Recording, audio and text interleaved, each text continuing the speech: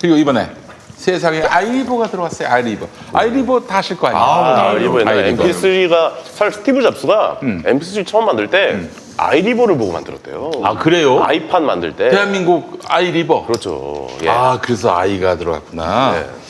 그건 모르겠고. 아, 그건 모르고. 네. 자, 아이리버 무선 이어폰이 나왔어요, 여러분. 스틱핏 ITU 700L. 예, 모델명까지 뭐 다 말씀드릴 건 없고. 아니요, 왜냐면 가격을 비교하셔야 돼서 모델명을 알겠습니다. 아셔야 돼요. 예. 자, 무선 이어폰이 필요했던 분들, 자, 이 가성비 최고의 에어팟이라 할 수 있는 자, 가성비 에어팟이라고 아, 이쁘네요. 말씀드릴 수가 예. 있습니다. 이거, 예, 아, 이거 비싼 거라. 예, 저희 김용민 씨만 주셨네요. 예. 저희가 안 주시고. 이렇게 돼 있어요. 네. 어? 에어팟이랑 똑같네, 생긴 게 네. 진짜. 지금 바로 꽂았는데 귀에다가 예. 연결되었습니다. 이 소리가 납니다. 쏙 들어갑니까? 아니 내 소리가 어떻게 나오지? 무슨 말씀이세요? 여기 마이크. 요걸 연결하셨구나. 아니 이거 유튜브에 연결하신 거야 이게. 아닙니다. 아니? 제가 연결했습니다. 네가 연결한 겁니까? 아, 여기 유튜브에 연결하셨어요. 네, 제가 아까 이거를 미리 와서 좀 연결했거든요. 전화번호 블루투스가 해보고 저기 있는 거구나. 네, 음악도 좀 들어보고 성능이 어떤지를 봐야 되잖아요. 야, 좋은데요? 예. 좀 원래 너무 가져가려고 하는 거 깔끔합니다. 아니야? 예. 숨소리까지 들렸어요. 숨소리까지. 아이고. 귀에 꽂았는데 자기 목소리 나면 깜짝 놀라겠네요. 너무 놀라요. 예, 그래서 너무 놀라요. 아니, 지금 내 소리가 바로 들어오는 게 아니라 뭐 한 20초, 30초 전에 이렇게 들리는 거 보니까 유튜브였구나. 그렇죠, 예, 그렇죠. 바로 그 스마트폰에서 제 귀로 들어온. 아이고. 아니, 음질이나 이런 건 어떻습니까? 짱이지. 아, 그래요? 아유, 그냥 뭐 이걸로 됐어요. 네네. 자, 국내 우수 기업. 사실 정품 에어팟은요. 20만 원을 줘야. 비싸요. 예. 근데 국내 우수 기업 아이리버가 만든 무선 이어폰 스틱핏은 정가 89,000원. 인터넷 최저가 78,260원.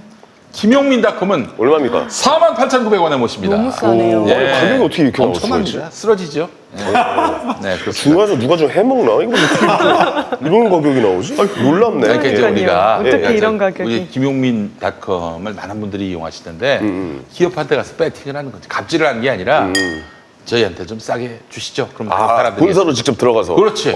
싸게 달라? 가지고. 예. 그래서 이제 예. 강 건너 갔어요. 그 아이리버가 강 건너. 아, 그 회사가 강입니까? 있어요. 예. 아, 리버가 그 강이에요? 예. 리버. 개그를 다 설명을 해줘야 돼. 야, 이게 개그인가? 예. 야야야. 네네. 이거 어떡하니? 예. 어쨌든 그 강을 건넜군요. 그렇습니다. 예. 아이리버를 건너가서 사장님 만나가지고 예. 이렇게 딱 거래를 했습니다. 그렇습니다. 예. 자, 중고나라에 며칠 전 등록된 제품, 똑같은 제품의 판매가 보니까 5만 원이에요. 그거보다 싼 거야. 그러네요, 48,900원. 이건 뭐 그냥 거저갈 거저네요, 거저. 하는 거지. 네네. 예. 자, 아이리버 무선 이어폰 스틱핏 ITU ITW 700L은요 끊김없이 최신 블루투스 5.0을 지원하고요. 자동 페어링 연결 기능 그리고 듀얼 마이크로 통화할 때도 선명한 음질로. 아, 이게 저 통화 중이, 그러니까 운전 중에 통화하는 것도 되는군요. 그렇죠. 이게 사실은 좀 이제 뭐 선이 줄줄이 달려가지고 그건 옛날 거야. 맞아요. 얘 무선으로 좀 들어주셔야지 이제는. 그렇죠. 예. 그렇죠. 요즘에 이제 길거리에서 무선으로 이렇게 끼고 돌아다니시면 보면 왠지 좀 뭔가 좀 세련돼 보이고 약간 그런 느낌이 있거든요. 그렇습니다. 사실. 예. 자, 그래요. 게다가 또 이제 버튼 방식이 아니라 고감도 터치 컨트롤. 아, 세상에 가격 대비 최고의 성능을 자랑합니다. 자, 무상 보증 1년 보장. 네, 아이리버 무선 이어폰 스틱핏 정품 김용민닷컴에서 압도적 최저가에 만나보시기 바랍니다. 정가는 89,000원, 김용민닷컴은 48,900원. 네. 네. 이 정도면 좀 압도적인 최저가예요. 아유, 그럼요. 압도합니다, 정말. 예, 거의 압도하네. 절반가요, 절반가. 네. 네, 이 그렇습니다. 정도면 거저주는 거죠, 진짜. 예. 근데 이게 말이죠. 네네. 한정없이 많이 공급할 수 있는 게 아니라 수량 한정 상품입니다. 한정돼 있어요. 어. 지금 구매하지 않으시면은 네네. 더블로 네, 더블로 사야 됩니다. 1000만 개 있구나 그런 건 아니죠. 아니 그렇다고. 오, 예. 그 예전에도 저희 그 보랄 아, 보랄. 것도 한 뭐 200대 땡겨 와가지고 금방 나갑니다. 아주 초특가로 네. 판매를 했고 그냥 하루 만에 반나절 만에 싹 사라졌어요. 아이고. 아, 그때 압도적인 최저가이기도 했고, 아, 저희 홍보 멘트가 예술이었어요. 보랄이 따뜻해진다. 네. 아이고. 히터였거든요. 아이고, 아이고. 아, 최고의 명언을 만드셔서 아이고. 보랄이 아주 따뜻해요. 배를 잡고 섰던 네, 그런 기억이 있네요. 자, 아이리버 여러분 한정 수량입니다. 지금 바로 구매하시기 바랍니다. 그렇습니다. 예. 저도 좀 잠깐 봐도 돼요, 진짜. 예, 예. 이거 제가 좀 와서 음악을 좀 들어봤거든요. 어때요? 음악을 들어봤는데 그 라구요 알죠? 라구요. 그 노래를 들어봤는데 웅장하게 소리가 좀 잘 들리고요. 그다음에 사실은 이게 이 무선 이어폰이 저음 부분이 약한 것이 굉장히 많다라고 해가지고 그 저음이 잘 들리는지를 좀 찾아보시는 분들 많은데 그래서 좀 음악 그 저음 같은 거 팝이라든가 이런 것들 저음 잘 나오는 것들 좀 들어봤는데 저음도 굉장히 조금 맑고 조금 무겁게 해가지고 저음 부분이 좀 강하다라는 그런 생각이 들었고요. 네. 그 다음에 저 같은 경우는 사실 귀 같은 경우는 막귀예요. 그래서 음악을 듣는 데는 크게 신경을 안 쓰는데 제일 많이 사용하는 게 전화거든요. 운전하고 가면서 그쵸, 그리고 그쵸. 아까도 그 저 보셨겠지만 통화를 이걸로 했었거든요. 의뢰인하고. 그래서 이게 이어폰 제가 무선 이어폰 이게 3개가 있어요. 3개가 있는 이유가 이게 음악은 괜찮은데 전화 통화를 할 때 상대방이 음질이 되게 안 좋다. 그리고 제 말이 약간 하울링 하듯이 다시 들어갔고 또 들린다라고 하시는 분이 있어가지고 이미 샀는데도 비싸게 주고 샀는데도 그거를 못 쓰고 새로 사가지고 결국에는 이제 그 통화가 잘 되는 걸 찾았거든요. 그래서 이거 지금 통화할 때도 제 말이 잘 들리십니까? 이렇게 유튜브 시작할 때처럼 의뢰인분께 여쭤봤는데 상대방에게. 네, 잘 들린다고. 네. 그렇습니다. 매우 중요합니다. 그래서 왜 획기적이네요. 그런가 봤더니 네. 지금 이 아이리버 무선 이어폰 같은 경우에는 듀얼 마이크를 사용하고 있는 그러니까 마이크가 훨씬 더 잘 잡히고 감도 좀 좋은 것 같아요. 듀얼 마이크. 네. 야, 이게 아이리버가 사실 기술이 굉장히 좋은 회사였다가 네. MP3 전 세계 1위였다가 아이팟이라는 게 나오면서 약간은 좀 힘들었던 과정을 거쳐가지고 요즘 스피커라든가 이런 무선 이어폰에 이런 쪽에서 굉장히 좀 각광받고 있다. 뭐 그렇게 네. 좀 말씀드릴 수가 있겠습니다. 네. 그 다음에 아마 요런 형 막대기 형 있고 그 다음에 귀에 쏙 들어가는 형 있고 그렇죠. 둘 다 써보셨나요? 저는 사실 감성을 좀 중시해서 전 유선 이어폰을 쓰고 있거든요. 아이고. 한 번도 써본 적이 없어요, 무선 이어폰을. 예. 근데 껴봤더니 굉장히 좋네요. 예. 이거 처음에 이거 안 써보신 분도 있을 텐데요. 사실은 이거 쓸 때 가장 이제 걱정되는 게 좀 귀에 이렇게 딱 넣으면 무거워가지고 불편하지 않을까라는 그렇죠, 부분하고 아프지 않을까? 그쵸. 그 다음에 운동할 때 이게 빠져버리지 않을까라는 그렇지. 맞아, 그 맞아. 두 가지거든요. 예, 예. 네. 근데 사실은 이게 요 막대기형 말고 도톰한 거는 조금 무겁다라는 느낌을 받아요. 네, 아무래도 이 사용 시간을 뭐 대여섯 시간 이상 늘리려고 하면 배터리가 좀 들어가야 되다 보니까 약간 삼성 까는 겁니까? 약간 아닙니다. 약간 돌려가기 느낌이 있는데 약간 그래서 삼성이 저런 스타일인데. 삼성 예. 비싸서 쓰지도 못해요. 그래요? 네. 그래서 이제 조금 불편한데 이 막대기형 같은 경우에는 진짜 착용한지 안 한지 모를 정도로 너무 가벼워요. 너무 부드럽고. 근데 진짜 가볍긴 해요. 네, 이거 그래서 봐, 이거 봐. 귀가 되게 편하다라는 그런 느낌을 받았고요. 그 다음에 귀가 편해도 빠지면은 또 안 되잖아요. 그래가지고 뭐 제가 막 복도에서 뛰지는 않았지만 조금 약간 몸을 들썩들썩 움직여보고 빠른 걸음을 걸어봤는데 네네. 흔들림에도 이거 빠지지가 않아요. 그래서 아까 복도에서 뛰고 있었구나. 나 무슨 정신 나간 놈이 저기서 뛰고 있나. 근데 너였구나. 예. 그랬군요. 그래도 안 빠진다. 예, 이 절대 안 점을 빠집니다. 말씀하고 네. 싶은 거였죠. 알겠습니다.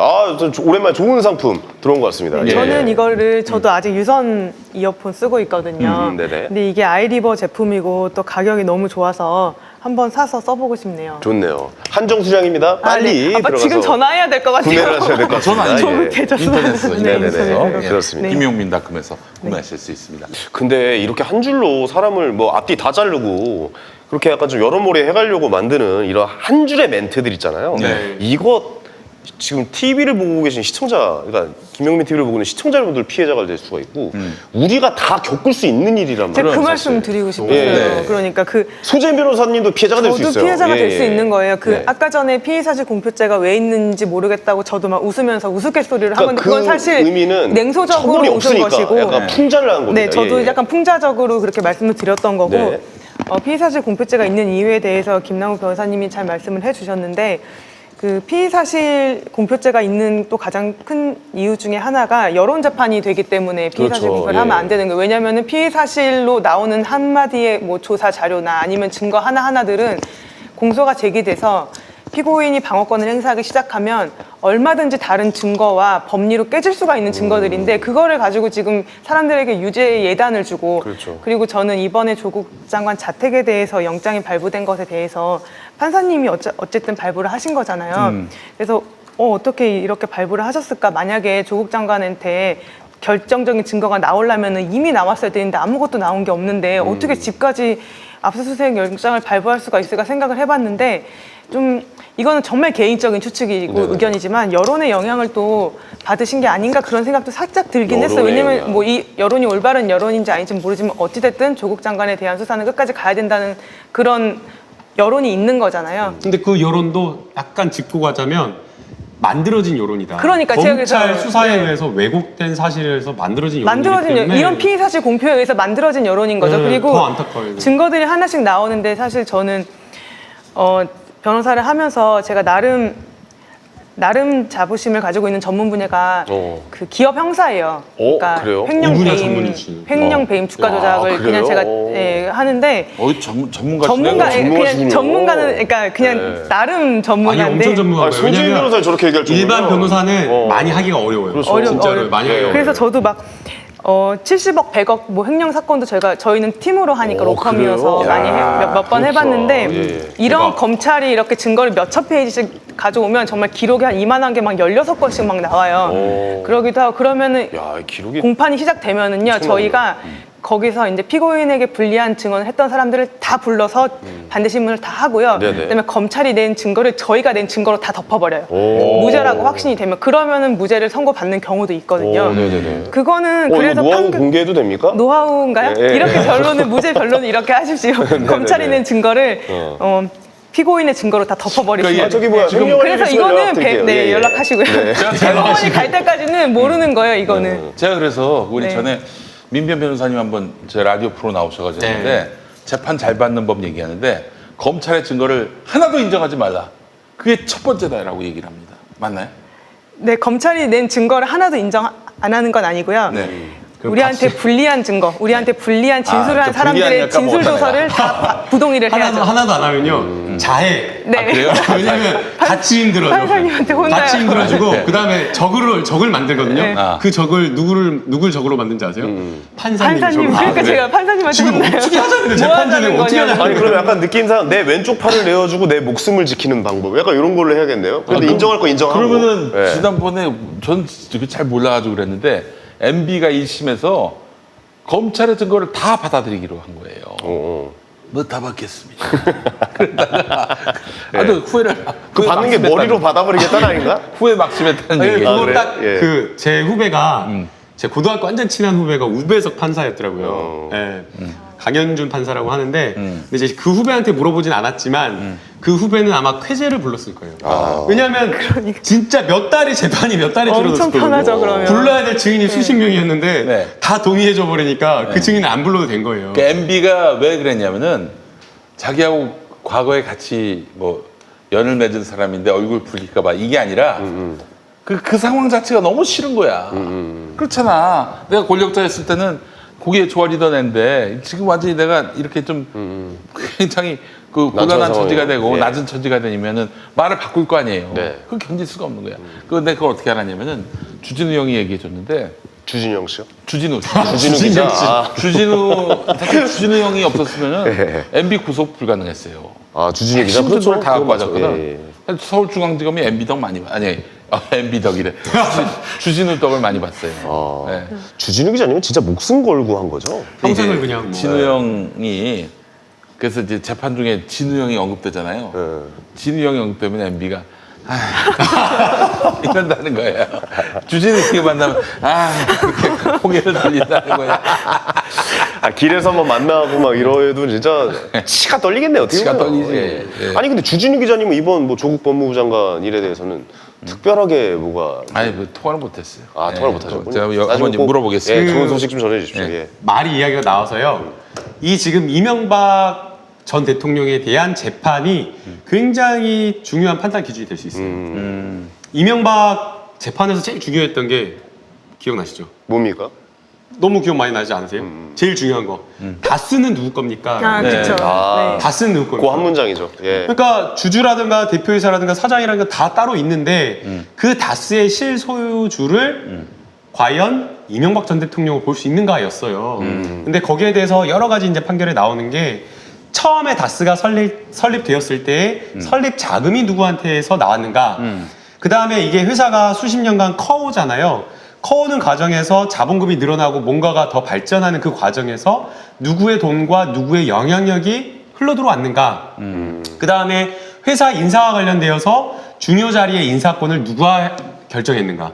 그 다음 두 번째는 또 업무상 횡령이라든가 거기 뭐 다스의 법인카드 이런 것들을 누가 자유롭게 썼는가. 그리고 또 마지막으로 중요한 회사의 의사결정을 누가 했는가 이런 것들이거든요.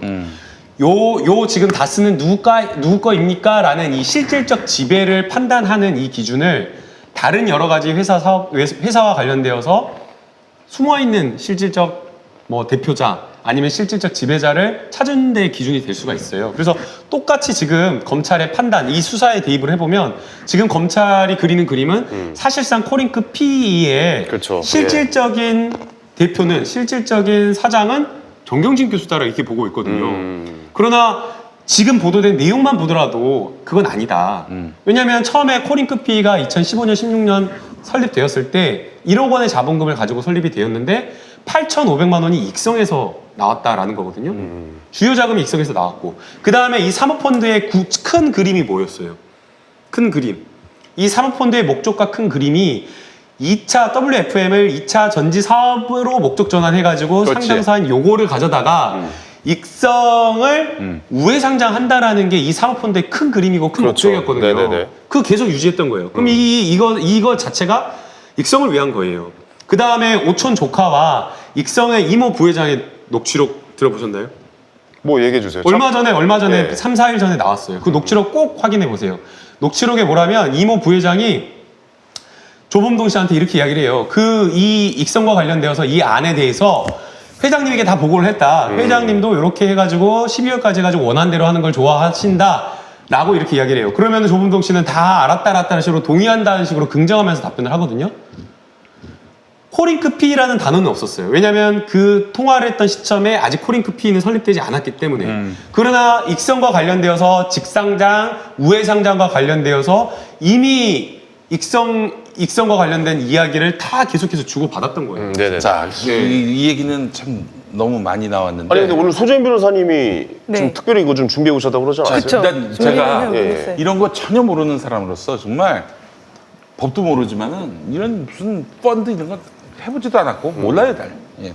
근데 이제 우리가 이제 정치적 관점에서 시시비비를 가려야 되겠지만은 우리가 지금 조국 장관의 운명이 어떻게 될 것인가 이 부분과 관련해서 한번 좀 이 사모펀드를 들여다봤으면 좋겠어요. 네네. 정경심 교수에 대해서 지금 검찰이 의심하고 있는 건 뭐예요? 그러니까 코링크 P라는 그 회사의 실소유주다. 그렇죠. 실소유주고 오촌 조카와 업무상 횡령을 하는 데의 공범이다. 나 횡령범이라는 얘기. 횡령의 업무상 횡령의 공범이다. 그것도 있고요. 자본시장법 위반의 공범이다. 그래서 코링크 P 실소유주다 있고요.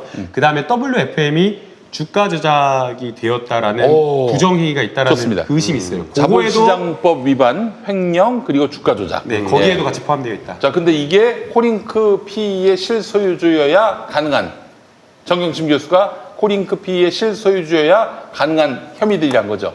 다 그렇진 않고요. 네. 대부분 이제 실소유주여야지죠. 그런데 실소유주라고 하는 것은 우리가 뭐 예를 들면은 주식을 많이 갖고 있다 이렇게도 볼 수 있겠지만은 그게 아니라 뭐 직원들을 해고한다든지 채용한다든지 예. 뭐 돈을 집행하라 뭐 이렇게 뭐 무슨 뭐 사인해준다거나. 사인해준다든지 이런 운영 경영권을 갖느냐 이게 중요하지 않습니까? 맞아요. 네. 경영권 있습니까? 없죠. 없어요? 그러니까 그게 불가능한 구조라니까요. 왜냐하면 이 코링크 P라는 게 그냥 운용사가 아니에요. 네. 철저하게 처음 설립부터 익성의 우회 상장을 목표로 한 거거든요. 네. 그래서 코링크 P가 운용했던 그 펀드가 4개였다고 하잖아요. 레드 펀드는 익성에서 40억 투자해가지고 이거는 이미 청산해가지고 수익을 환수해가지고 가져가 버렸어요.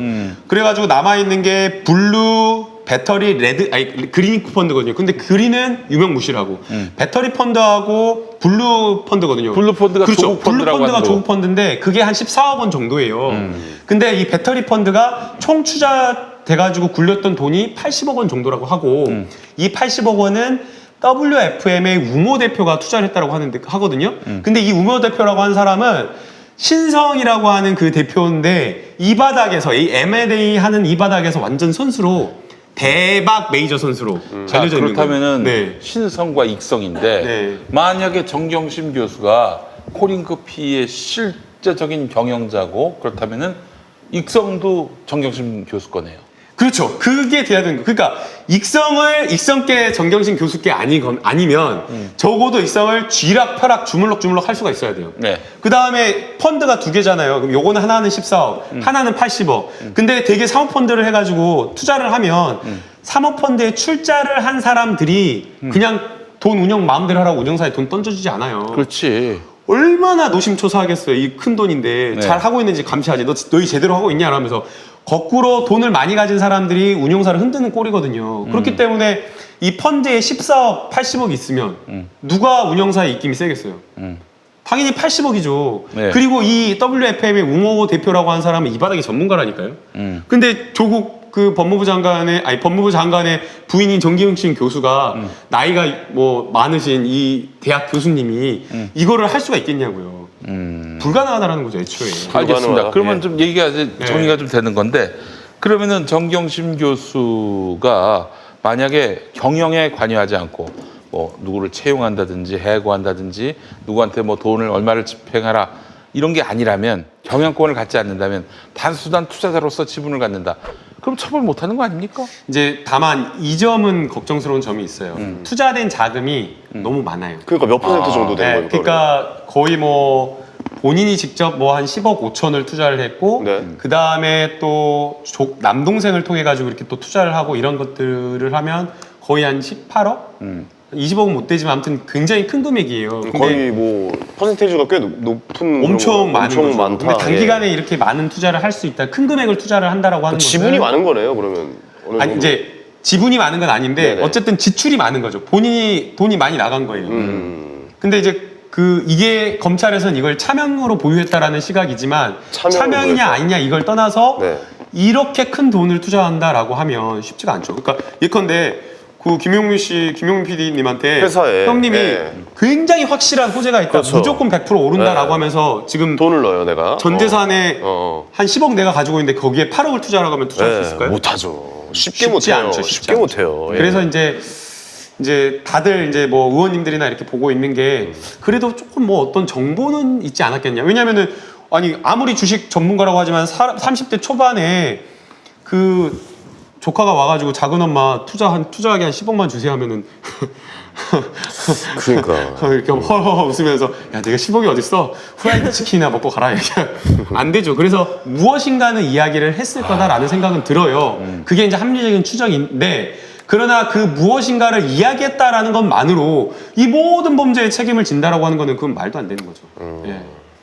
현재 사모펀드와 관련해서 검찰이 뭐 이렇다 할 증거를 갖고 압박해가는 흐름은 아니네요. 지금 뭐 돈의 흐름을 확인한다라고 하는데 정확하게 구체적인 어떤 내용이 나온 나온 건 거 없죠. 없고요. 네, 아직은 나온 거 없죠. 뭐 예. 진술도 뭐 불리한 진술을 했다라고 하는데 지금 공범 관계에 있는 상황에서 서로 간에 지금 책임을 떠밀고 있는 그런 상황이기 때문에 그걸 그대로 신뢰할 수 없고요. 아, 그들도 지금 떠밀고 있습니까? 그 서로 간의 말이 막 안 맞는 그런 안 어떤 맞는 게 상황이기 있다? 때문에 이것을 다 신뢰할 수가 없는 그런 상황. 근데 걱정되는 건 뭐냐면은 네. 이제 이런 거예요. 익성이나 뭐 조국 장관 오촌이나 하여튼 검찰이 털면 어마어마하게 우수수하게 떨어질 거 아니에요. 뭔가 야, 너 지금 우리하고 좀 거래 좀 하자. 거래 안 하면 니네 너 그냥 박살나. 가는 거야 그냥. 너는 뭐 매장이야. 야, 이렇게 해서 가을 대출하는 것 같이 우수수 떨어지겠네. 예. 익성의 실수주는 정경심 교수다. 이런 뭐 진술을 하게끔. 그렇게 수사 안 하고요. 어떻게 네. 수사하냐면 이렇게 어떻게 수사를 해요. 어떻게 해요? 예. 조문동 씨. 네네네. 이거 지금 본인 거 맞아요? 이거 본인이 운영한 거 맞냐고요? 저거 아닙니다. 예. 지금 신용불려자고 돈도 없는데 여기다가 된 거 맞냐고. 만약에 이거 본인이 됐으면 네. 이거 징역 5년 이상이야. 아, 진짜요? 10년까지도 나올 수도 있어요. 이거 본인 거 맞아요? 제 거 아닙니다. 그러면 누구 거야? 지금 이거 봤을 때는 흐름이 네. 돈의 흐름이 네. 조국 법무부 장관 부인한테서 나온 것 같은데 아, 예. 이거 돈이 이렇게 나온 거 보면 네네. 정경심 씨 거라고 생각이 되는데 이거 이런 거 아니에요? 예, 맞습니다. 이렇게 된다. 말을 검사가 야, 컴퓨터 좋네요. 검사가 예. 말을 해줘요. 예. 이게 합리적인 것 같다. 이게 논리적인 것 같다. 만약 이거 아니면 본인은 이렇게 힘들어질 수 있다라는 거를 본인이 이렇게 되면 본인이 유죄야 이렇게 하면서 이런 그리고 나서 이거 조금 본인이 더 말한 거 맞죠? 약간 이런 식으로 하는 거군요. 예. 조금 더 없이 이게 당신 거면은 당신 대박나 감옥에서 썩을 수가 있어. 10년이야 10년. 뭐 이렇게. 아, 그래요. 아, 야, 이거 옛날 진짜 개그로 했던 거랑 비슷하네. 진짜 이렇게 합니다. 예. 어. 흐름이. 맞아요. 예. 자, 그 변호사님 그러면은 정경심 교수 정도가 아니라 조국 장관이 몸통이다. 이 사모펀드도 그렇게 몰고 가려는 거 그렇게 아닙니까? 끌어가려고 그런 거겠죠. 예. 아이고 그거는 진짜 말도 그건 안 돼. 아닙니까? 그거는 진짜 그 표창장으로 몰고 가는 거예요? 조국은? 표창장도 몰고 가기 어렵다고 보이고요. 예. 표창장도 안 나오니까 결국에는 서울대학교 인턴십 증명서로 몰고 가려고 하는데 네. 그것도 저는 안 된다고 봐요. 그 이제 있다고 하더라고. 조국 장관이 있대. 그 저기 확실하게 일하는. 표창장이요? 조국 장관님이 어지간해서 화 안 내잖아요. 그 기르기란다. 기자들하고 이렇게 싸우면서도 한 번도 흔들림이 없었는데 비아냥거려도. 근데 그때는 너무 화난다고. 이적 보도에 대해서. 이거는 뭐 언론사의 문제가 아니라 검찰이 조국을 망신 주려고 하는 거예요. 아니, 소진 변호사님이 그 약간 그쪽 전문가시잖아요. 네. 사모펀드. 제가 한번 네, 한 털어보죠. 예. 가보죠. 예. 털어볼까요? 아니 근데 저도 사실 횡령에 대해서 잘하시니까. 한정된 그 신문 기사들만을 이제 가지고선 사건을 보려니까 좀 어렵기는 했어요. 근데 정말로 웬만한 기사들의 한 거의 99%는 제목을 보고 들어가면 어려운 말이지만 다 김 빠지는 거예요. 정말 아무 내용도 없다고 별 내용 보시면 돼요. 없다. 예, 예. 코링크 실소유주 정경심에 대해서 들어가 보면 그 내용은 어려워서 뭔가 혹하고 안 읽고 지나가지만 사실 거기는 다 김 빠지는 내용만 있다고 보시면 돌려서 되고요. 치는군요. 예. 뭐 일단은 여기서는 정경심 교수가 피해자인가 공범인가 이 두 가지로 나눠질 것 같아요. 네네. 근데 저는 이제 검찰은 공범으로 몰고 가고 있지만 지금까지 나온 것만 보면 피해자로도 충분히 저는 구성이 가능하다고 생각이 들거든요. 피해자로서도 가능하다. 피해자, 예, 왜냐면은 정경심이. 네. 네. 일단은 제가 그래서 참조한 기사들은 그냥 일반 신문 기사들은 참고를 뭐 할래 할 수도 없었고 경제신문들을 좀 많이 참고를 했거든요. 네네. 그래서 모 경제신문에서 분석을 한 거를 보니까 2015년도에 익성이 설립된 이유가 익성이 아니다. 2015년도에 코링크가 설립된 이유가 네. 익성을 우회상장하기 위한 그 전에 이유가 또 있더라고요. 그러니까 익성의 공동 창업주가 있어요. 근데 그 주식을 그러니까 그 공동 창업주의 창업주가 네. 그러니까 그 주식을 팔고 엑시트를 하고 싶었나 봐요. 그러니까 투자를 회수하고 이제 이 사업에 손을 떼고 싶었나 떼는 봐요. 거죠, 예. 그러면은 그 공동 창업자가 가지고 있는 구 주식을 누가 사줘야 되는 누군가가 거예요. 사야죠. 사줘야 돼요. 근데 예. 안 사준 거죠. 투자 설명회를 하고 그래도 뭔가 누가 아무도. 개인이 아무도 안 사준 거예요. 그래서 그 주식을 팔기 위해서 코링크가 만들어졌다는 분석도 나오고 있더라고요. 그러니까 이게 무슨 말이냐면 그래서 잠시만요. 네, 익성이라고 하는 회사가 비상장 주식이잖아요. 그런데 이 익성이라는 회사가 존재하는 이유는 현대자동차에 납품하니까 존재할 수밖에 그렇죠. 없는 거거든요. 예, 예. 그런데 이게 지금 엄청나게 자동차 산업이나 이런 것들이 내연기관에서 뭐 수소차라든지 2차 친환경으로 산업이 바뀌었죠. 친환경으로 엄청 바뀌기 때문에 네네. 납품해서 떨어지는 순간 그냥 이 회사는 가치가 없어져 버리는 그렇죠, 거예요. 그렇죠. 예. 그래서 어떻게든 상장을 하려고 했고 익성도 다른 어떤 사업을 다각화하려고 했는데 보유를 하고 있었던 공동 창업자는 털고 나가고 싶었던 거예요. 그런데 사실은 비상장 주식이니까 사기가 이게 황금성이 없는 거예요. 거래가 잘 안 되기 때문에. 이게 비상장 주식이라는 게 이게 상장이 되는 순간 엄청나게 뛰긴 하지만 그 전까지는 불확실성이 그렇죠. 있으니까. 불확실성이 있으니까 예. 거래가 잘 안 되고 네네. 가치를 제대로 평가받기가 쉽지가 않아요. 감정을 한다고 회계사들이나 이런 데서 뭐 회계장부 들여다보고 뭐 매출 평가하고 이래도 네네. 쉽지가 않거든요. 그래서 익성은 그렇구나. 얼마 이상을 받고 싶었고 그 가격을 안 쳐주니까 익성에서는 투자자들을 모으면서 네. 곧 상장할 거다라는 이야기도 하고 만약에 상장이 안 되면 익성에서 또 사주겠다 자사주 배입을 해가지고 어느 정도 수익률을 보장하겠다라는 식의 손실을 안 보게 해주겠다라고 하는데도 투자자가 안 모였어요. 네. 그래서 생각한 게 그 코링크 코링크. P를 설립해가지고 예. 사모펀드를 하잖아요. 그러면 이 사모펀드가 익성의 그 공동 창업주의 주식을 사게끔 하는 걸 또 염두에 뒀다. 그렇군요. 그게 세 쪽짜리의 투자 설명회에 이 목적을 담았다. 네네네. 그렇게 되고 있는 거예요. 네. 계속 그래서 이어가시죠. 코링크가 이제 설립될 당시에 정경심 교수의 돈이 거기 흘러 들어갔다 지금 그 얘기가 나오잖아요. 네네. 저는 그 부분은 정경심 교수가 뭔가 사기를 당했거나 아니면은 그러니까 사기라기보다는 그 당시에는 이런 거였을 것 같아요. 제가 이제 그림을 막 그려보니까 네. 오촌 조카가 책도 쓴 그런 뭐 주식 전문가 처음에는 그랬나 봐요. 처음부터 이렇게 기업 사냥꾼 하시고 그런 분은 아니었을 수도 있어요. 근데 그래서 이제 오촌 조카가 정경심 교수한테 가서 이런 뭐 사업을 하려고 하니까 그리고 정경심 교수가 또 돈이 있는 사람이었잖아요.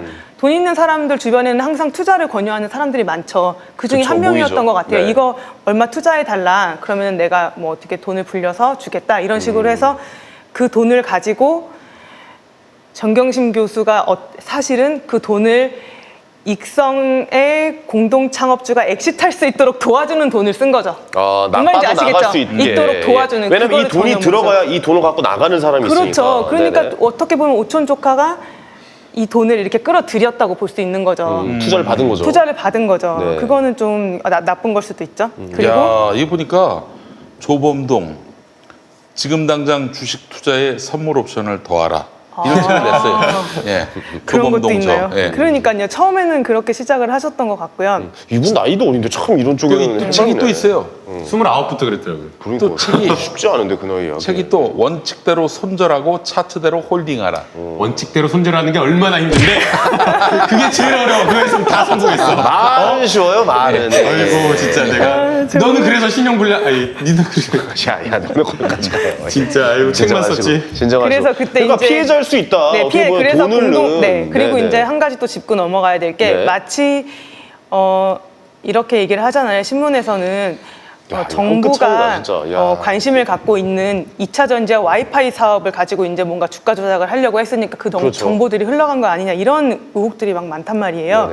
근데 2015년도에 그 익성 투자자들한테 준 사업 설명서, 그러니까 2015년이면 지금 문재인 정부도 아닌 거죠. 네. 출범하기 2년 전이 2015년 당시에 이미 지하철 와이파이 사업과 2차 전지용 응급 소재 개발 투자자한테 홍보를 했어요. 그러니까 그 당시 개발이 된 거네요. 2015년도부터 익성은 개발이 됐다기보다 이걸 개발하겠다라고 내세우면서 투자자들을 모으기 시작했던 거예요. 그러니까 개발하려면 돈이 필요하니까. 그렇죠. 투자자를 모기 시작한 거다. 그렇죠. 예, 예. 그러니까 이게 뭐 문재인 정권에서 나온 어떤 정보를 가지고 2차 전지와 와이파이 사업을 가지고 주가 조작을 하려 했다. 이거는 전혀 사실이 아닌 거예요. 이거는 문재인 정부 출범 전에 익성은 이미 지하철 와이파이 사업과 2차 전지 개발을 홍보하고 있었어요. 투자용 네. 모델로요. 그렇게 그러니까 그런 걸 안 따지니까 박근혜 정권 때 일인지 문재인 정권 때 일인지 구분해주지 그렇죠. 않으니까 네. 그러면 이 가능성과 동기 부분이 완전히 소거가 되는 그러니까요. 거예요. 그러니까 민정수석 때 있었던 정보를 듣고 여기에 투자를 했을 아니에요. 거라고 생각을 하시는 권력형 분도 비리지 있잖아요. 그런 게. 권력형 비리. 그렇죠. 권력형 비리로서 드러난 게 없어. 그러니까 특수부는 게이트로 권력형 만들려는 비리를 사람들이 수사하고 있죠. 있는 예. 건데 네. 아무튼 그래가지고 아, 이게 좀 그래서 이제 가봐야겠다. 또 뭐가 있냐면 예. 그렇게 이제 돈을 모아가지고 펀드를 하나 만드는데 이거는 정말 다 알고 계시는 거죠. 레드 펀드가 먼저 만들어지죠. 그래서 레드 펀드를 통해서 한 1년 7개월 동안 운영을 해가지고 높은 수익을 올렸죠. 근데 사실은 검찰이 여기도 조사를 하고 있는지 안 하고 있는지 모르겠어요. 지금 현재요? 이 레드 펀드에 대해서. 네네. 이 레드 펀드도 뭔가 어떤 작전 세력이 개입을 해가지고 돈을 이제 수익을 얻은 건지 안 얻은 건지 그건 아직 모르겠는데 땡겼다고 해도 돼요. 땡겼다. 괜찮습니다. 괜찮습니다. 부담됐으면 당겼다. 이것도 전 충분히 조사 가능성이 가치가 있다고 보고 네네. 그 다음에 나온 게 블루 펀드인 거죠.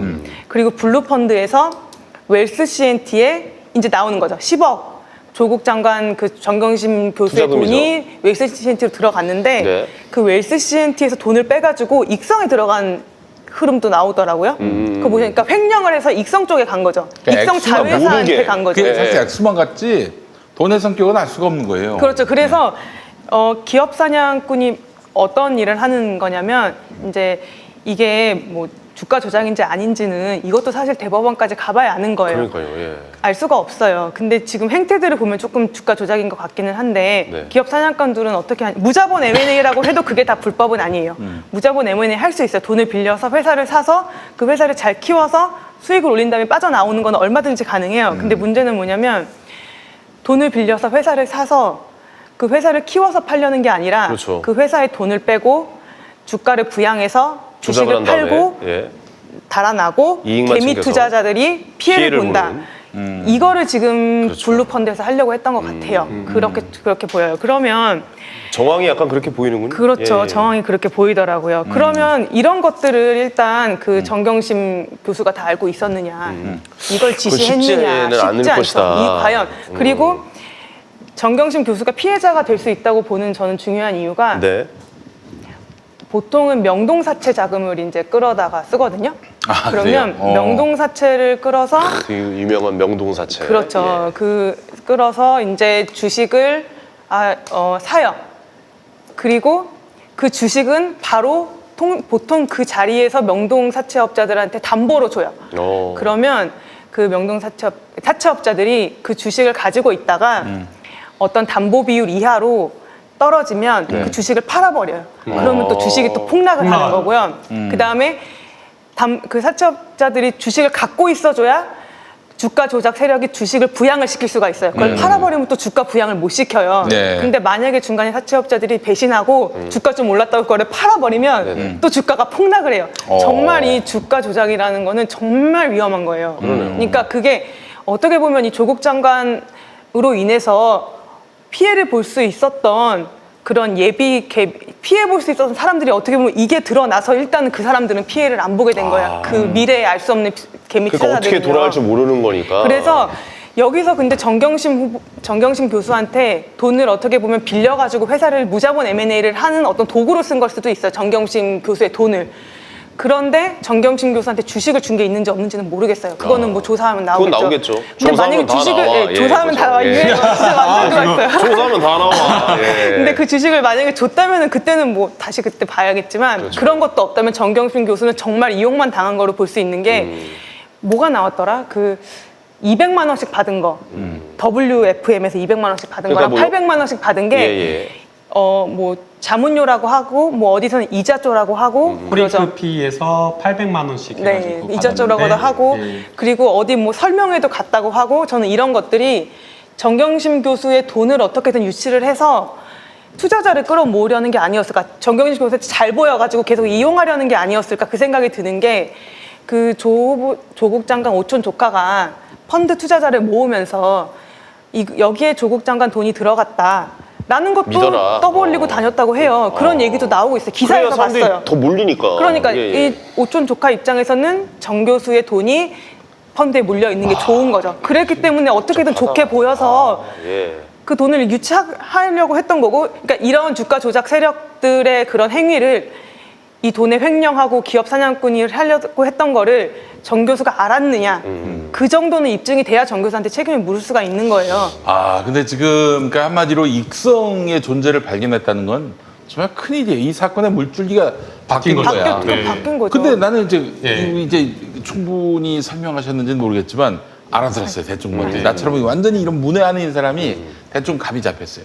자, 그렇다면 지금 검찰은 정경심이 천하의 나쁜 사람, 이 완전히 프로 사기꾼, 주가 조작 세력 뭐 이런 식이죠. 횡령에다가 횡령. 자본시장법 위반 뭐 어쩌고 저쩌고 공직자윤리법 이거는 이제 조국 장관 네네. 이야기인데 여간 이걸 걸려면은 뭔가 확실한 뭔가 증거가 있어가지고 빼박 증거가 있어가지고 그래서 이제 책임을 나오려면 물을 수 있는 진작 건데. 나왔겠죠. 근데 이거는 나오려면 진작 안 나올 수가 없는 증거들이에요. 이거는. 근데 그리고 증거가 있었으면 검찰에서 그게 또 어디서 기사로 나왔겠죠.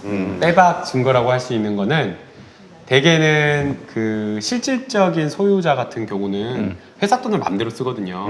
그렇지. 그러니까 여기서 조봉동이 업무상 횡령을 했다라고 하면 이 업무상 횡령한 돈을 정경심 씨가 마음대로 쓸 수 있어야 되는 거예요. 돈 가져와라라고 해가지고 갖고 오고 그 다음에 뭐 회사 법인카드 야 내가 다 맞아요. 쓸게. 그 그게 뭐야 그거예요, 5년 동안 다스의 법인카드를 몇억 원을 이명박 전 대통령 굉장히 가족이 정확한 지적이세요. 썼다라고 맞아요. 돈을 하거든요. 마음대로 그런 쓸 수 식의 있어야 뭐가 돼요. 나와야 되거든요. 네. 근데 지금 해당 부분은 그런 것들을 확인할 수가 없어요. 그런 그래서 건 저는 없다. 예. 소재인 변호사님 의견에 동의를 하는 게 오촌 조카가 이 당숙모한테 이야기를 해가지고 당숙모 제가 좀 큰 사업 좀 해보려고 하는데 이거 진짜 확실한 사업입니다.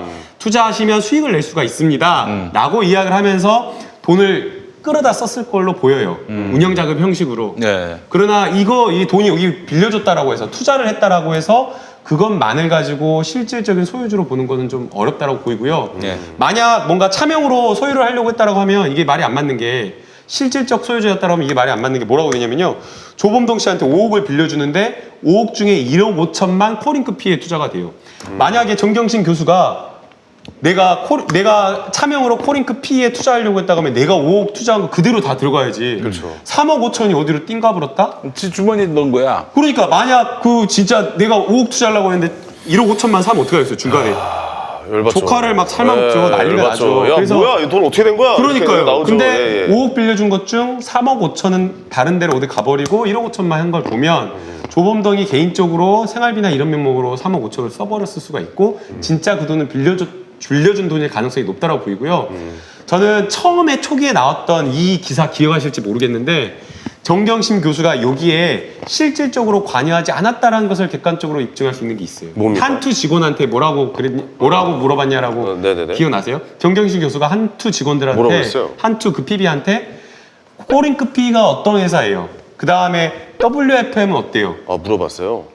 이걸 물어봤다라는 거예요. 그 한투 직원이 진술한 겁니까? 진술한 거 그 네네네. 기사 찾아보시면 초기에 나왔어요. 네네. 한번 생각해 보시면 만약 이거를 기획하고 계획하고 실질적으로 지배했다라고 하면 WFM 뭐 웰스 CNT 아니면 뭐 코링크피 이 회사를 물어보겠어요? 자기가 그거 사실은 그걸 자기가 제일 잘해가지고 요거를 선정해주고 요 선정해준 걸 떠나서 거기 대표랑 나 대표라면 아니 그러니까 이거를 이걸 다 기획했다라고 이렇게 하면 막 주물르고 이럴 그렇죠. 정도라면 그러면은 네. 그 WFP나 웰스 CNT 이런 회사에 대해서 잘 알고 그 대표도 잘 알아가지고 요 의사소통해가지고 주물럭 이렇게 할 수가 있어야 되는데 거기가 어떤 회사예요? 이렇게 물어본다면 말이 안 되잖아요. 알겠습니다. 그래서 이거는 진짜 어불성설이다라고 생각해요. 이번 주 뭐 어떻게 보세요? 소환 조사가 있을 예정이라고 아 그것도 좀 보세요? 꼭 짚고 나가야 돼요. 네네네. 지난주에 17일 날 검찰이 통보를 해가지고 3일 뒤에 나와달라 했다는 거예요. 3일 뒤에 나오라고 했다는 이미 거예요. 통보를 했군요. 아, 진짜 이건 너무하다. 아니 이렇게 이잡듯이 수사를 해놓고 그 다음에 심지어는 오늘 보도 보니까 연락복사도 못하게 해놓고 진짜. 아니 연락복사도 못하고 이렇게 이잡듯이 수사를 해놓고 3일 뒤에 나오라고 하면 어떻게 준비를 하라는 거예요? 그러니까 방어권을 행사할 수가 없는 거지. 없는 거죠. 그러면은 뭐 정경심 교수가 이거에 대해서 관계를 잘 모르고 그냥 계속 물어보면은 그거 어떻게 답을 해야 될지 그렇죠. 잘 예. 모르는. 그래서 어쩌다 잘못 말을 하면은 이걸 갖고 이제 소설을 쓰는 거지. 그렇죠. 왜냐면 준비가 안 되어 있으면 답변 뭐라고 하겠어요? 잘 모르면 뭐라고 나요? 답변이? 그러니까요. 뭐 어떻게 해야 돼요? 그거는 제가 잘 모르겠는데요. 모르겠는데 그러면 이거를 막 피의자한테 불리한 것처럼 막 쓰는 거예요. 잘 뭐 보세요. 저기 네. 이게 검찰이 지금 얼마나 그 사악하냐면요. 한인섭 교수, 서울대 법대 교수신데 지금 형사정책연구원장인가요? 네. 그때 지금 10년 전에 서울대 인권법센터에서 센터장을 했어요. 네네네. 그때 조국 교수의 딸이 거기서 인턴을 해가지고 인턴 증명서를 받아갔는데 10년 전 일이야. 증명서를 띄워줬는지 안 띄워줬는지 기억이 안 나요. 기억이 안 나죠. 자, 그런데 조선일보와 검찰은 여기서 절대 일을 안 했다. 조국 딸이 일 안 했다. 이걸 전제하고 물어봤어요. 이걸 전제하고 있는 상황에서 한인석 교수한테 띄워줬냐 안 띄워줬냐 기억이 나지 않는다. 그러나 나는 불법적인 일은 하지 않았다. 라고 얘기를 했다면은 조선일보하고 검찰은 어떤 식으로 그 나요? 딸은 거기서 일을 안 했다라고 단정을 하는 상황이면은 그런 상황에서 한인석 교수가 불법적인 일을 안 했다? 그럼 자기는 안 했다는 거야. 아 나는 안 했다. 그러면 조국이 했다는 얘기가 되는 거지. 그런 식으로 해서 조선일보 보도가 났어요 어제. 진짜요. 야, 그런 식이야. 이거 개그할 때 잘 쓰는 용법인데 이거. 네. 아 모른다. 모른다 갖고 무수하게 물줄기를 바꿔가지고 조국이 위조한 걸로 만들어놨다니까. 맞아요. 어떻게 보면 검찰에 모른다라는 말을 진술했을 때는 불리하게 작용할 수도 있겠는 거네요. 진짜 모르는 걸 모른다고 얘기를 할 때는. 근데 그 한인섭 상황은 교수는 모르는 거네. 예. 한인섭 교수 그분의 인품이나 뭐 학자로서의 뭐 그동안에 그 살아오신 길을 보면은 네. 일 안 했는데 일했다고 그렇게 증명서 띄워줄 사람 아니에요. 아무리 조국 교수가 같은 서울법대 교수라도. 네네. 알겠습니다. 근데 만약에 네. 소환 조사를 했어요. 그러니까 소환 조사 자체도 이제 김남욱 변호사는 말이 안 된다라고 그게, 생각을 네, 하시는데 네, 검찰의 그 행태가 엄청 나쁘고 언론이 나쁘다라고 이야기하는 이유는 뭐냐면 네네. 검찰이 뭐라고 또 언론에 흘렸냐면요. 소환 조사에 불응하고 있다, 거부하고 있다 이렇게 나온 거예요. 그래가지고 네네네. 또 뭐라고 하냐면 검찰이 체포영장을 고심하고 있다 이렇게 나온 거예요. 한국일보 진짜? 보도입니다. 오, 한국일보 보도. 대박. 기가 막힌 거예요. 어떻게 아우 도주의 위험이 있다거나 뭐 그러지 않아요. 증거 그런 인멸을 것도 아니죠. 근데 만약에 만약에 부르지도 않았어. 부르지도 않았는데 뭐 불렀는데 안 나왔다고 지금 그러는 거예요. 만약에 근데 검찰에서 이번에 소환 조사를 하면서 소환 조사 끝나고 나면 바로 영장을 친다. 뭐 이렇게 되면은 완전 어떻게 봐야 되는 겁니까 이건? 그러면은 폭파시켜야죠. 폭파시켜야죠. 폭파시켜야 된다. 설마 거기까지는 안 가겠죠. 거기까지는 안 갈 아니, 것이다. 아무리 그래도. 압수수색도 그랬잖아요. 압수수색도 수사를 해야 될지 말아야 될지를 방향이 어떻게 판단하고 될지 압수수색 몰라가지고. 필요성을 판단해야 되는 거잖아요. 그러면 그 방향을 정해놓지 말고 정경심 교수를 수사를 해보고 수사에 대해서 판단을 해보고 진술을 들어보고 정경심 교수의 진술과 다른 사람들의 진술 이런 걸 비교해가지고 혐의점을 파악한 다음에 그렇습니다. 구속영장을 청구할지 말지 그렇죠. 결정해야지 그게 어떻게 맞죠. 지금 네. 이 상황에서 영장을 친다 안 친다 아주 확실하게 어렵죠. 뭐 예. 자, 그러나 여하간 법원이 이제 잘 판단하겠죠. 이제 디테일의 뭐 많이 영역은 그렇게 그렇고요. 예. 중요한 건 이제 큰 틀인데 지금 검찰은 지금 검찰 조직의 명운을 걸고 지금 자기의 사안관인 법무부 장관을 털고 있어요. 이거는 법무부 장관과의 싸움이 아니라 문재인 정권과의 싸움이죠. 자칫 잘못하면은 이제 검찰은 만약에 정경심 교수에 대해서 무혐의로 만약에 결론이 나게 된다든지 뭐 그렇게 결론 내지는 않겠지 설마 지들이. 근데 하여간 뭔가 확실한 증거 없이 무리하게 갔다가 이게 결국에는 이 코너에 몰리게 되면은 네네. 검찰은 그야말로 이제 개혁의 대상이 되는 거예요 스스로. 그렇게 되면은 망하는 거지. 그러니까 그런 얘기 나와요. 정경심 교수에 대해서 구속영장을 치면은 이제 결국에는 뭐 실질 심사를 받잖아요. 네. 발부되면은 이제 조국 장관한테 좀 치명타겠지만은 그렇겠죠. 만약 기각된다? 윤석열이 사표를 안 내고는 못 베길 것이다. 이런 얘기가 벌써 나와요. 네. 근데 뭐 발부가 될지 안 될지 저희가 예견하기는 어렵지만 아니 뭐 신청을 할지 안 할지도 예, 모르지만 그렇죠. 예. 뭐 최악의 상황은 발부 청구인가요? 청구군요. 청구. 예, 최악의 상황은 발부가 되는 거잖아요. 그렇죠. 발부가 되더라도 법무부 장관은 개혁해야죠. 그거는 법원 가서 무죄를 다투고 네. 흔들림 없이 가야죠. 그럴 각오로 문재인 대통령이 네. 임명한 거고. 저도 기사를 보니까 되게 뭔가 굉장히 좀 안심이 됐던 게 조국 장관이 지금 열심히 일을 하고 계신다고 그런 기사도 나오더라고요. 평검사들과 검사와의 대화를 대화도 진행하고 했죠. 그다음에 예. 검찰 개혁을 위해서 계속 일하고 계신다라는 기사가 나와서 좀 안심이 되긴 했습니다. 이번에 뭐 외국인들 중에 외노자들 분들 중에 그걸 악용하는 분들에 대해서 뭐 단절해야 된다 뭐 이런 기사도 나오고 있긴 하더라고요. 정책에 대해서. 예. 네. 자, 알겠습니다. 하여간 네네. 뭐 이제 그 고비에 이르는 것 같아요. 그렇습니다. 이제 정경심 교수에 대해서 검찰이 뭐라도 지금 뭐 결론을 내야 할 판인데 일단 뭐 압수수색까지 갔으니까 뭐 그 다음은 뭐 어디를 압수수색하겠어요? 혹시 저럴 가능성은 없을까? 어떤 법무부 장관 집무실을 압수수색. 근데 들어간 지 얼마 안 됐잖아. 만약에 그러면 이거는 진짜 와 진짜 야 문재인 맞짱 뜨자 이거야 한마디로. 완전히 현피 뜨자 이거야. 그리고 또 나는 그 상황까지 가면은 이제 다음에는 문재인 대통령 가족을 턴다고 봅니다. 가족을 턴다고 봐. 아, 지금 이 기세로 정권을 향해 간다. 이 기세로 못할 게 뭐가 있어 지금? 응? 청와대 지금 실제 그런 첩보가 있어요. 청와대의 권력형 게이트나 이런 비리까지 막 수사하려고 한다. 그런 것까지 찾아가지고 그런 게 있는지 들여다보고 있다. 지금 근데 그런 이야기도 그런 징후가 있어서 그런가요? 아닙니다. 그런 예. 징후는 지금 예, 예. 나오지 않았는데요. 나오진 않았나요? 예. 뭐 이런 얘기까지 지금 계속해서 무리한 수사를 하고 있는 거잖아요. 무리한 수사죠. 조국 법무부 장관에 어떻게 대한 보면, 어떤 네. 그런 수사는 안 나오고 있고 여러분들 그 여론조사 보시면 그 기사나 이런 것들 보시면 알겠지만 어제 그제 논조가 완전히 달라졌어요. 사모펀드 수사와 관련되어서 정경심 교수가 수사의 끝이다라는 식으로 계속해서 정경심 교수를 막 이렇게 공범인 것처럼 이거를 완전히 주도한 사람인 것처럼 했는데 지금 어제 오늘자 기사는 익성이 많이 나오고 있어요. 익성. 맞아요. 그래요. 검색해 보면 익성이 다 그거다. 익성 녹취록 막 하면서 네. 익성 근데 또 웃긴 건 익성 녹취록에 대해서 자세히 보도를 안 해요. 거기에 핵심적인 그 배우가 나와 있는데도. 그래서 지금 수사를 해보니까 사모펀드와 관련되어서 정경심 교수가 아닌 게 나와 버리니까 네.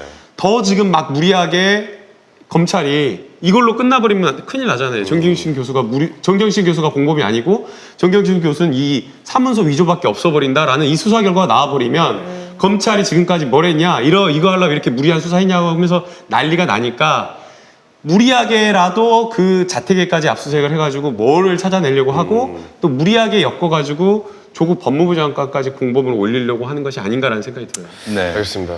검찰이 진짜 이건 논란 없이 오해 없이 이 결론을 내려고 했다면은 조기에 그러니까 검찰 이거 너무하는 거 아니냐라는 여론이 모아지기 전에 확실한 증거로 쳤어야 했어요. 그렇죠. 근데 지금 이 60일 동안 장기화 시키면서 검찰은 검찰대로 모양 빠지고 아무리 뭐 특별한 게 지금 나온 게 없죠, 사실. 여론이 예. 언론이 자기 편이라고 생각하지만은 점점 빠지게 돼 있어요. 이 상황은 너무 심하니까. 너무 장기화되고. 아 그리고 또 법무부 장관 여기를 치고 들어갔다는 것이 이거는 그게 주는 충격이 엄청납니다. 네네. 자 그래서 하여튼 뭐 여러분들께 다시 한번 말씀드리지만 윤석열 총장은 좀 돌아보시고 유시민 이사장이 그런 말 하더라고.